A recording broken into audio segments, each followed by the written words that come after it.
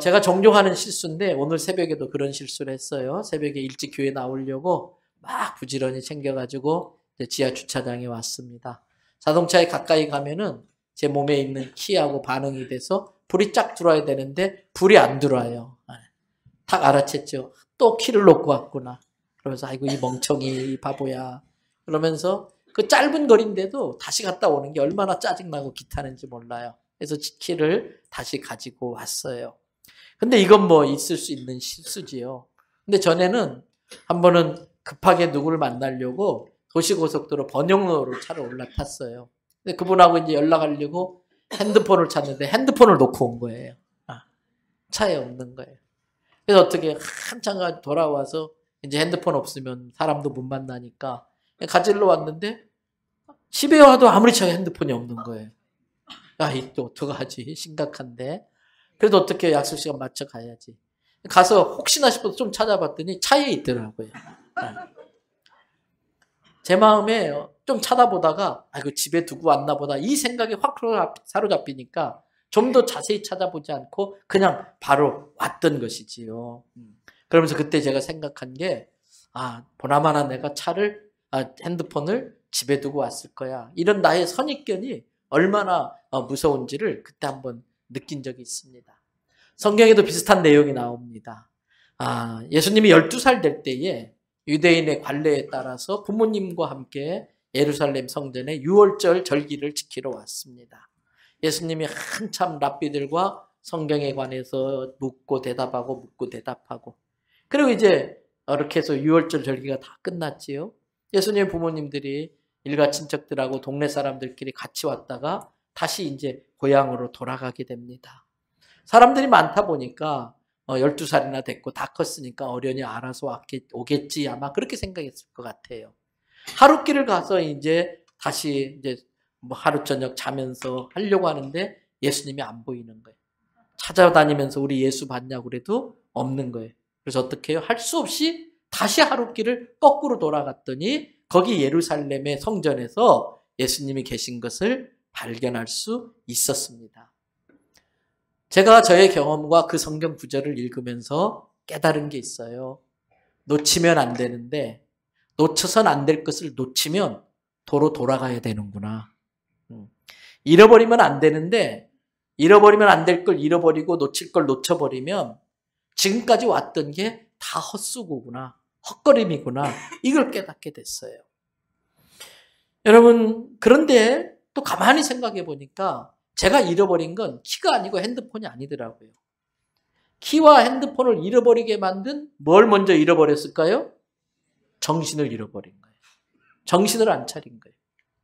호랑이에게 물려가도 뭐만 차리면? 정신만 차리면 산다고 하는데 정신을 놓고 다니니까 정신이 없으니까. 그래서 여러분 근데 저만 그런 것 같지는 않아요. 제가 아까 그 이야기하니까 막 끄떡끄떡 공감하고 웃으시는 분이 많은데 이렇게 분주한 연말 되면은 정신 놓칠 일들이 많은 거예요. 그래서 우리가 군대에서 제식훈련할 때 열중셔 차렷 그러잖아요. 정신 차려! 해야 되는 거예요, 지금. 정신을 차려야 되는 거예요.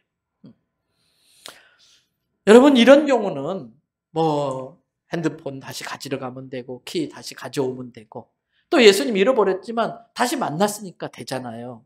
그런데 그렇지 않은 경우가 있습니다. 내가 놓치면 안 될 걸 놓쳐버리면 나만 곤란해지는 게 아니라 다른 많은 사람들을 번거롭게 하고 많은 사람 힘들게 하고 마음 아프게 하는 일이 있을 수도 있는 것입니다. 오늘 본문에 동방박사들이 바로 그런 경우입니다. 이 동방박사들은 늘 이렇게 하늘을 보면서 이 세상을 구원할 메시아가 온다고 그랬는데 언제 올까 그게 궁금했었어요. 그런데 이분들은 천문학자들이기 때문에 그 세상에 아주 특별한 사람이 태어나면 그것을 알려주는 아주 밝은 별이 뜬다고 믿고 있었지요. 아니나 다를까 어느 날 눈에 띄지 않았던 아주 환하고 큰 별이 나타난 거예요. 그런데 여러분 요즘 천문학이 발달하니까 얼마 전에 제가 이렇게 들은 이야기 본 건데 이 천문학의 별자리를 거꾸로 그대로 돌려볼 수 있다고 합니다. 근데 실제로 예수님이 태어나던 그 당시에 정확하게 2023년 전은 아니지만 약 5년 내지 7년 전에 갑자기 큰 밝은 별이 나타난 일이 있었답니다. 실제로.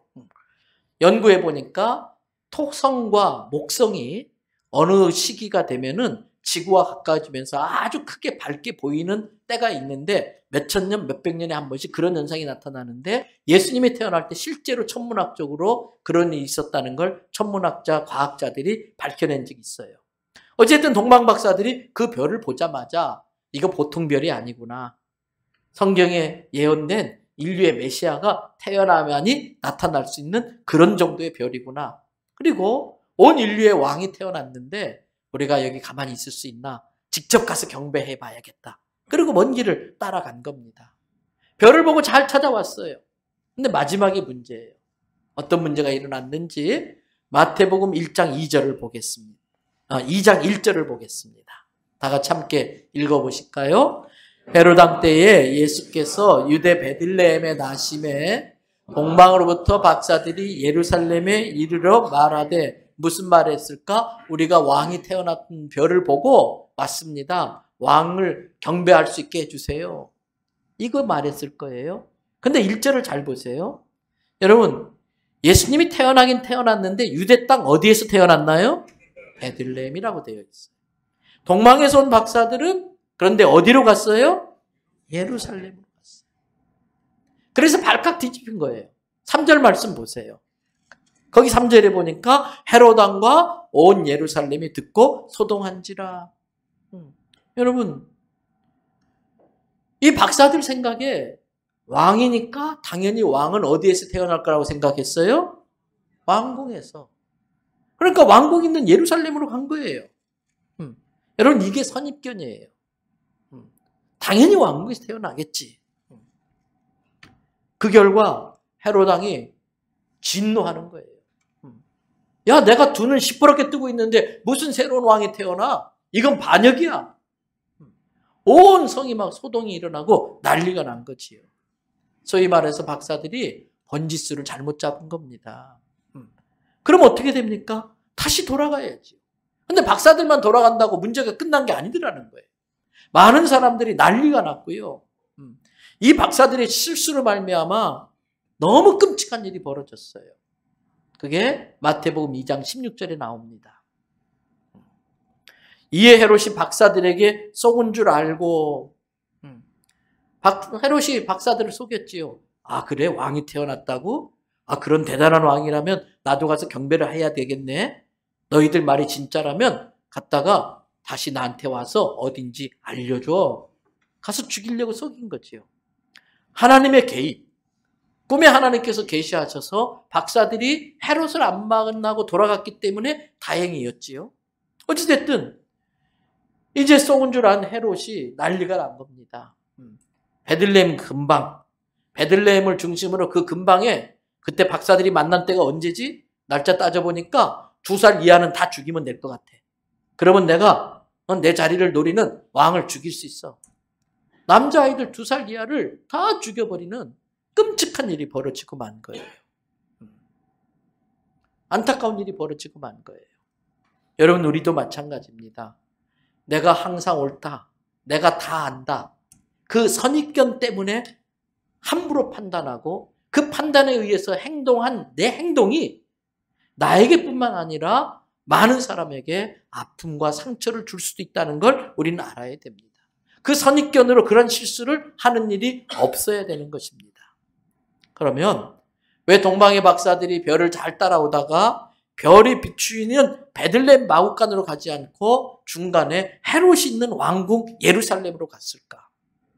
여러분, 끝까지 별을 봐야 되는데 이제 거의 다가오자 그들 앞에 큰 건물이 나타났어요. 그림에서 많이 보던 건데, 아, 저게 이렇게 생겼고 소문으로 많이 듣던 건데, 아, 예루살렘 성이네. 아이, 저기는 나도 잘 알지. 별 안 보고도 나는 얼마든지 찾아갈 수 있어. 별에서 눈을 뗀 겁니다. 박사들은 예루살렘 성이 보이자 이제 다 왔다. 안심한 겁니다. 방심한 겁니다. 그리고 든 생각이, 아니, 나도 이제는 저 정도는 갈 수 있어. 별 안 보고도 충분히 찾아갈 수 있어. 그렇게 생각했을 것입니다. 다 안다. 별이 안 도와줘도 나 할 수 있어. 이게 교만입니다. 근데 그 교만은 어떤 결과를 초래하는가? 잘 아는 말씀 잠언 16장 18절의 말씀. 다 같이 한 목소리를 읽습니다. 교만은 패망의 선봉이요 거만한 마음은 넘어짐의 앞잡이니라. 예루살렘 성벽 보이니까 다 왔다. 벼락에서 눈을 떼고 내가 잘 아는 내 눈을 믿고 따라가다 보니까 그 안타까운 어린 생명들이 죽는 비극을 초래하고 말았잖아요. 저는 오늘 우리가 인생을 살아가면서 또 올해를 마무리하면서 내가 놓치고 있는 건 없는가? 놓쳐서는 안 될 게 있는데 그걸 놓치고 있는 건 아닌가? 한번 돌아와 볼 수 있길 바라요. 두 가지 놓쳐서는 안 될 것 짚어드리려고 합니다. 첫째는요.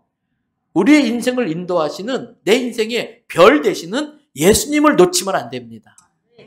오늘 동방박사들이 아차 실수했구나. 그리고 다시 별을 봤어요.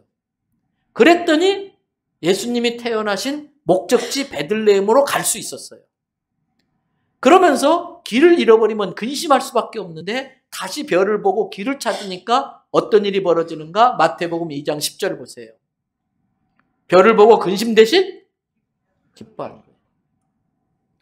내가 근심하는 건 별 대신 예수를 안 바라보기 때문에 근심하는 거예요. 신앙생활은 근심거리가 없는 게 아니에요. 목사에게도 근심거리가 있고 여러분 모두에게도 근심거리가 있어요.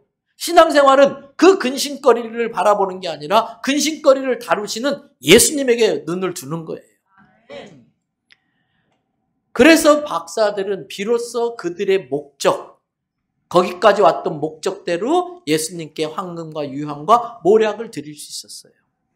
우리도 잠시 마귀의 거짓말에 속아 예수님 되시는 별에서 별 되신 예수님께 눈을 떼고 다른 것에 내 눈을 빼앗길 수 있어요. 그로 인해서 근심 걱정할 수 있어요. 또 나도 힘들고 돌아가는 인생을 살아야 되고 많은 사람을 힘들게 할 수도 있어요. 그러나 그거 깨달았을 때가 제일 빠른 때예요. 한 주간을 보내면서 다시 내 시선을 0점 조정하셔야 돼요. 예수님께 포커싱 하셔야 돼요. 말씀을 읽고 기도하면서 다시 한번 내 신앙을 점검할 때에 근심이 기쁨으로 바뀌는 줄 믿습니다. 그리고 우리가 그날 해야 될 바른 목적을 행하면서 우리의 진정한 가야 할 목적지 천국을 향해 제대로 갈 수 있는 거예요. 박사들이 다시 별을 바라볼 때에 베들레헴에 가서 가야 될 목적지에 그들이 해야 될 일, 영광과 경배를 돌리고 예수님께 선물을 드리고 기쁨이 회복된 것처럼 지금까지 우리가 어떻게 살았든 상관없어요. 그러나 다시 한번 우리를 점검하면서 놓쳐서는 안 될 예수 그리스도를 다시 진다면 우리에게도 그러한 회복의 은혜가 일어날 줄 믿습니다. 그래서 히브리서 기자는 히브리서 12장 1절부터 2절에 이렇게 말합니다. 이러므로 우리에게 구름같이 둘러싼 허다한 증인들이 있으니 많은 유혹과 시련이 있었지만 그들의 눈길을 빼앗는 것들이 있지만 믿음으로 예수님만 바라보면서 그 길을 완주한 믿음의 선배들이 있어요. 사도 바울 같은 믿음의 선배들이 막 우리를 지금 응원하고 있어요. 모든 무거운 것, 내 인생에 무거운 것들이 많아요. 얼거매기 쉬운 죄, 얼매기 쉬운 죄, 그것들 다 벗어버리고 인내로서 우리 앞에 당한 경주를 하되 그 경주를 제대로 하는 방법은 뭔가? 2절 보세요. 뭐라고 되어 있어요? 믿음의 주요 온전하게 하시는 이 예수를 바라보자. 여러분 그런데 우리 주변에는 예수님으로부터 눈을 돌리게 유혹하는 것들이 너무나 많아요. 베드로가 무리를 걸어가요. 예수님 바라보니까 무리를 걷는 능력을 발휘해요.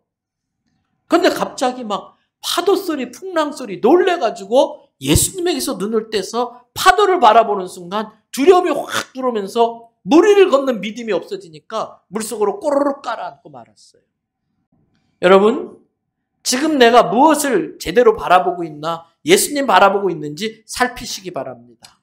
근데 예수님 바라보면 어떤 일이 벌어질까요? 여러분, 바라보면 닮아요. 바라보면 닮아요. 같이 있으면 닮아요. 같이 있으면 입맛도 닮아가고요. 좋아하는 취향도 똑같아져요. 예수님 자꾸 바라보고 예수님 자꾸 내 곁에 가까이 두면요. 예수님 좋아하는 색깔이 뭔지 나도 알게 돼요. 예수님 좋아하는 음식이 뭔지 나도 알게 돼요. 예수님 헤어스타일 나도 따라하고 싶어지게 되는 거예요. 예수님 닮아가는 거예요. 때문에 성도는 항상 예수님이 원하시는 게 뭘까? 예수님이 기뻐하시는 게 뭘까? 이럴 때 예수님은 뭐라고 말씀하실까? 이럴 때 예수님은 어떻게 하실까? 이게 예수님 바라보는 거예요. 진정한 그리스도인이라면 늘 예수님을 생각하는 거죠. 내 안에 예수로 가득해야 됩니다. 만약에 예수로 가득하지 않고 여백이 생기고 공간이 생기면 엉뚱한 것들이 거기에 흘러들어요. 그러나 예수로 가득해지면 내가 용서할 수 없는 사람을 용서할 수 있게 돼. 예수로 가득해지면 이게 모든 게 은혜라는 걸 알고 감사하며 살 수 있게 되는 거예요. 여러분, 내가 혹여라도 지금 예수 놓치고 신앙생활하고 있는 건 아닌지, 예수 놓치고 신앙생활하는 사람들을 보고 바리새인이라고 그러는 거예요. 예수님 놓치고 신앙생활하는 건 아닌지, 내 안에 예수로 가득한지 우리 자신을 한번 돌아보시길 바랍니다. 동방박사처럼 예수님 경배하러 왔지만 별을 놓쳐서 다 잃어버릴 수 있었잖아요. 위험했었잖아요. 혹시라도 내가 여기까지 왔다고 예수님 별 놓치고 있는 건 아닌지 우리를 살펴야 돼요. 하나만 더 짚어드립니다. 놓쳐서는 안 되는데 놓치고 사는 게 있어요. 여러분, 요한계시록 2장에 보면 예수님께서 에베소 교회를 칭찬하는 내용이 나와요. 요한계시록 2장 1절부터 3절을 보십시다. 에베소 교회의 사자들에게 편지하라. 오른손에 있는 7뼈를 붙잡고 7 금 촛대 사이를 거니시는 이가 이르시되, 내가 너 에베소 교회의 모든 행위와 복음을 위해서 수고한 그 수고와 또 너희들이 인내한 것을 잘 알고 있다. 너희가 에베소 교회 안에 악한 자들을 용납하지 않고 물리치고 자칭 사도라고 하지만 거짓 사도, 이단들을 그 거짓을 드러내고 들통내서 그들을 쫓아내고 참 잘했다. 또 3절, 복음을 지키며 살기 위해서는 많은 힘든 일이 있는데 너희가 참고 잘 견디어냈고 복음을 위해서 게으르지 아니한 거 참 잘했다. 칭찬하셨어요. 그런데 그 다음에 4절을 보세요. 그럼에도 불구하고 다 같이 한번 읽어볼까요? 그러나 너를 책망할 것이 있나니 너의 처음 사랑을 버렸느니라. 앞에 1절부터 3절까지 했던 칭찬은 사랑 없이도 할 수 있는 일이라는 뜻이에요. 사랑 없이도 할 수 있다는 건 내 능력으로 하는 일이라는 거예요. 내 능력으로 하면요, 그때부터 교만해지기 시작합니다. 사람들은 앞에 1절부터 3절까지 했던 그 일에 속아서 야, 대단하다 생각해요. 그러나 예수님은 속지 않아요. 그거 사랑 없이도 하는 일이야. 그거 다 너 좋자고 하는 일이지, 너를 높이려고 하는 일이지. 나는 너의 중심을 알아. 그러면서 하시는 말씀이 처음 사랑을 버렸구나. 처음 사랑을 버린 것을 책망하는 거죠.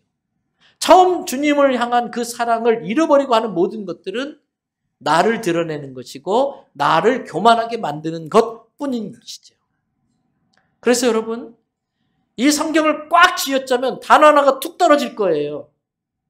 그게 사랑이에요. 기독교를 한마디로 정의해 주세요. 그러면 그게 사랑이에요.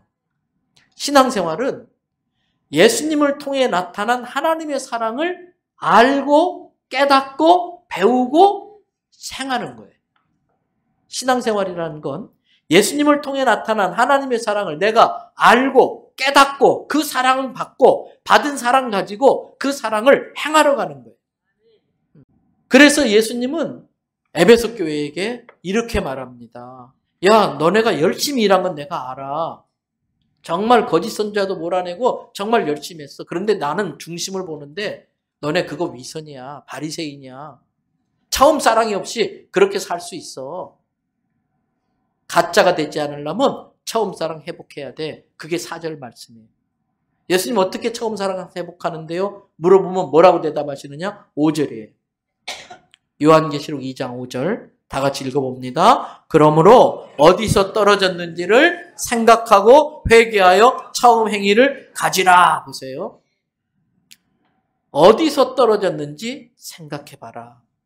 한 주 동안 나에게 쓰는 편지 쓰면서 내가 처음 사랑을 어디서 잃어버렸을까 생각하는 거예요. 그리고 그러한 자기의 모습을 회개하고 그 다음 중요한 단어가 나왔어요. 처음 뭐라고 되어 있어요? 4절에서는 처음 사랑을 버렸다 했는데 5절에서는 처음 행위를 가지라. 처음 사랑과 처음 행위가 뭐라는 거예요? 같다는 거예요. 그러면서 너희의 실상을 보고 회개하지 아니하면 내가 내게 가서 촛대로 옮겨버리겠다. 교회가 교회 될 수 있는 건 주님의 촛대가 있기 때문에. 예수님 촛대 없는 교회 얼마나 위선이고 얼마나 비참하고 얼마나 초라하냐 이거예요. 건물의 앞만 번다 뭐예요. 예수님의 촛대가 없다면. 여러분 처음 어린아이 같은 마음으로 순수하게 기도하고 순수하게 눈물 흘리며 찬양하고 헌신했던 그때의 사랑, 그때의 열정 회복하시기 바랍니다. 그러면 오늘 예수님이 그랬어요. 처음 사랑이 어디서부터 떨어졌는지 생각해봐라 그랬어요. 생각해 봅시다. 우리의 처음 사랑이 어디서부터 떨어졌나? 사랑은 언제 떨어지는지 아세요? 사랑은 감사를 먹고 자라요. 사랑은 감사를 먹고 유지돼요. 감사를 잃어버리면 사랑이 말라버려요. 감사는 언제 잊어버리나? 받은 은혜를 잊어버리면 감사가 사라져요. 받은 은혜를 잊어버리면 감사가 사라지고 감사가 사라지면 사랑이 말라버려요. 성탄절이 뭡니까? 하나님이 나를 얼마나 사랑하신가를 보여주는 날이 성탄절이에요. 나를 너무나 사랑하시니까 자기가 직접 사람의 몸으로 오셔서 나 대신 십자가에 죽으시고 부활하심으로 영원한 생명, 구원을 주시는 그 은혜가 임하는 날이 성탄절이에요. 때문에 우리는 성탄절에 하나님이 나를 얼마나 사랑하시는지 그것을 절감하셔야 돼요. 절실히 느끼셔야 돼요. 실감하셔야 돼요. 그런데 그 나를 하나님이 얼마나 사랑하시나 하나님의 은혜를 회복하는 방법이 하나 있어요. 하나님의 은혜를 회복하는 방법. 여러분, 영화는요, 볼 때보다 본 영화를 남한테 이야기해 줄 때 더 재밌다? 맞아요, 틀려요. 볼 때도 재밌지만 본 영화를 딴 사람한테 이야기해 줄 때 제일 신나고 재밌어요. 구원의 감격은 내가 받은 은혜를 남한테 전할 때에 내 속에 더 뜨겁게 살아나. 예수님이 당신을 얼마나 사랑하는지 모릅니다. 이걸 설명하는데 그걸 모를 때에 막 안타까운 마음이 생기면서 내 속에는 주님의 사랑과 은혜가 점점 더 커지게 되는 거예요. 때문에 이 표 괜히 만든 거 아니에요. 성탄절은 모든 성도들이 한 사람을 찾아가서 하나님이 당신을 사랑합니다. 당신을 사랑해서 이렇게 오셨습니다. 이거 전하는 거예요. 근데 성탄절이 참 좋은 건요. 성탄절은요. 한번 따라합시다. 성탄절은 아무나 교회 오는 날이다. 성탄절은 누구나 교회 오는 날이다. 주의 은혜가 아니면 안 됩니다. 저는 아무것도 몰라요. 아무것도 할 수 없어요. 하나님 저 도와주세요. 이 겸손함으로 주님의 사랑에 목말라 하는 저와 여러분 되시길 주님의 이름으로 축복합니다.